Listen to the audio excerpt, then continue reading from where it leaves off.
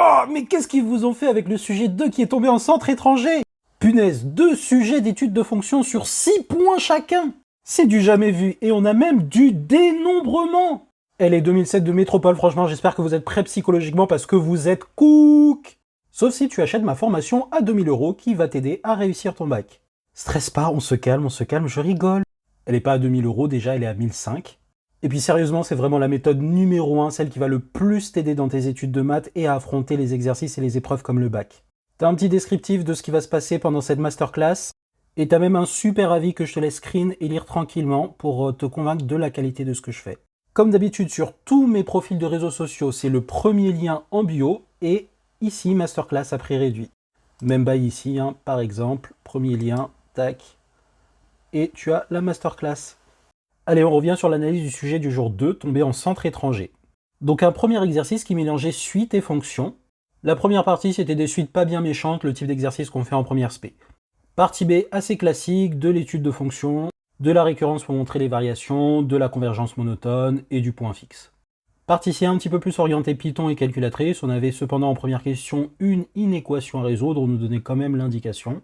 Et notez qu'on avait tout ça sur 6 points. Deuxième exo sur 6 points de la fonction.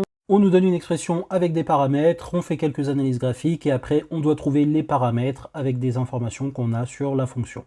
Partie B, comme par hasard, on vous pond une fonction et après on va un peu étudier ces fonctions. Donc vous aviez 2 études de fonctions dans tout le sujet. Et on était également sur 6 points ici, en incluant bien sûr la partie C avec du calcul intégral.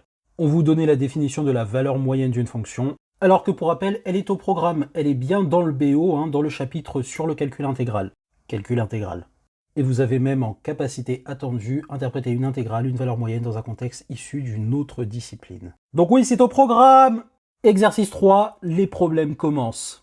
On a du dénombrement bien sale, avec non pas une, ni deux, ni trois, mais 6 questions de dénombrement.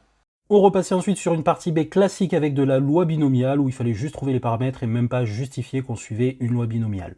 Et enfin une partie C sur les sommes de variables aléatoires, rien de bien méchant, hein, calcul d'espérance et de variance, tu connais. Partie un peu longue et éprouvante, c'est pas la renta du siècle, hein, puisqu'on est seulement sur 4 points. Et enfin un dernier exercice de géométrie dans l'espace avec des questions dans l'ensemble assez classiques, mais encore une fois sur 4 points, c'est pas cher payé par rapport au nombre de questions. Voilà, ceux qui l'ont passé, dites dans les commentaires ce que vous en avez pensé, comment vous l'avez réussi, et ceux qui ne l'ont pas passé, essayez de vous entraîner dessus, et comme ça, à première vue, dites-nous, est-ce que vous pensez que vous auriez pu le réussir? Et partagez vos pronostics pour peut-être savoir ce qui va tomber en métropole. Bisous!